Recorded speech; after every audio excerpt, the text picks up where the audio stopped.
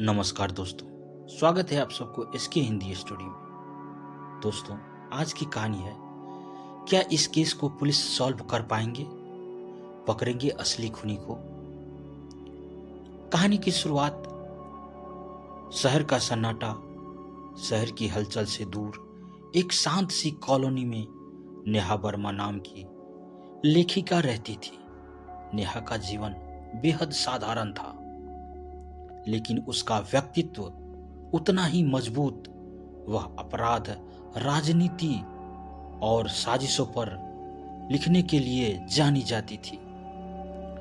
वह निडर होकर सच सामने लाने में विश्वास रखती थी। रात का समय था, घड़ी में करीब 1 बज रहे थे। कॉलोनी के लोग सो रहे थे। तभी नेहा के पड़ोस में रहने वाली एक महिला रीना नेहा के घर की खिड़की से कुछ गिरने की आवाज सुनी। उसने आवाज लगाई, लेकिन कोई जवाब नहीं आया। घबराकर उसने पुलिस को फोन किया। पुलिस जब घर पहुंची तो दरवाजा अंदर से बंद था। किसी तरह दरवाजा तोड़ा गया। कमरे में नेहा का शव खून से लथपथ पड़ा था। कमरे का दृश्य दिल दहला देने वाला था। खून बिस्तर और फर्श पर बिखरा हुआ था और पास में एक चाकू पड़ा था। नेहा के हाथों में एक किताब का पन्ना था। पन्ने पर लिखा था, सच जब सामने आएगा तो हर कोई चौंक जाएगा। शुरुआती जांच और संदिग्धों की पहचान करने के लिए जांच शुरू हुई। पुलिस ने नेहा के जीवन से जुड़े हर व्यक्ति से पूछताछ शुरू की। नेहा का पति रोहित से पूछताछ, जो शहर से बाहर था। उसने पुलिस को बताया कि वह अपने बिजनेस ट्रिप पर था, लेकिन पड़ोसियों ने पुलिस को बताया कि नेहा और रोहित के बीच अक्सर झगड़े होते थे। कुछ महीनों से उनकी शादी में तनाव था। स्नेहा, नेहा की बेस्ट फ्रेंड स्नेहा ने बताया कि नेहा इन दिनों बहुत परेशान थी।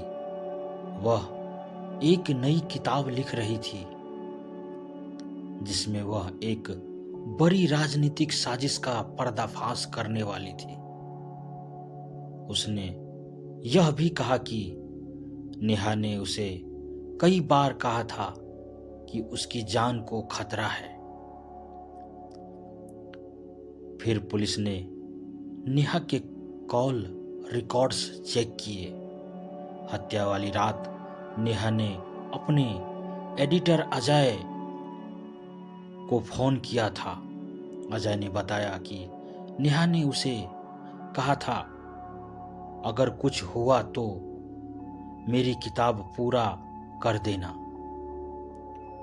घटनास्थल के सबूत चाकू पर सिर्फ नेहा का फिंगरप्रिंट थे। फर्श पर एक टूटी हुई चूड़ी मिली, जिस पर किसी पुरुष के फिंगरप्रिंट थे। नेहा की अधूरी किताब के कुछ हिस्से गायब थे। जांच तेज हुई। रोहित पर शक गहराने लगा। उसके बैंक रिकॉर्ड्स में कुछ अजीब ट्रांजैक्शन पाए गए। पुलिस ने देखा कि उसने हाल ही में बड़ी रकम निकाली थी। सच्चाई का पता चला है। फॉरेंसिक टीम ने चूड़ी पर मिले फिंगरप्रिंट्स का डीएनए टेस्ट किया। यह फिंगरप्रिंट्स रोहित के थे। पुलिस ने रोहित को गिरफ्तार कर लिया। रोहित बयान दिए। पहले तो रोहित ने कुछ भी कबूलने से इनकार कर दिया, लेकिन जब पुलिस ने सबूत उनके सामने रखे तो उसने सच उगल दिया। उसने बताया, नेहा को पता चल गया था कि रोहित का अफेयर चल रहा है। नेहा उसे तलाक देने की धमकी दी थी। गुस्से में रोहित ने नेहा की हत्या कर दी और उसे आत्महत्या का रूप देने की कोशिश की। नेहा की किताब और साजिश का पर्दाफाश तब हुआ जब नेहा की मौत के बाद उसकी बेस्ट फ्रेंड स्नेहा ने किताब को पूरा किया। इसमें नेहा ने एक बड़े घोटाले का जिक्र किया था, जिसमें कई बड़े नेताओं और व्यवसायियों के नाम शामिल थे। किताब प्रकाशित हुई और उसने पूरे देश को हिला कर रख दिया। नेहा ने अपनी मौत से पहले ही सच को सामने लाने का इंतजाम कर दिया था। रोहित को कोर्ट ने उम्र कैद की सजा सुनाई। नेहा की किताब ने न केवल रोहित की सच्चाई को उजागर किया, बल्कि उन राजनीतिक साजिशों का भी पर्दाफाश किया जिनके बारे में वह लिख रही थी। नेहा की कहानी ने यह साबित कर दिया कि सच्चाई कभी छुप नहीं सकती।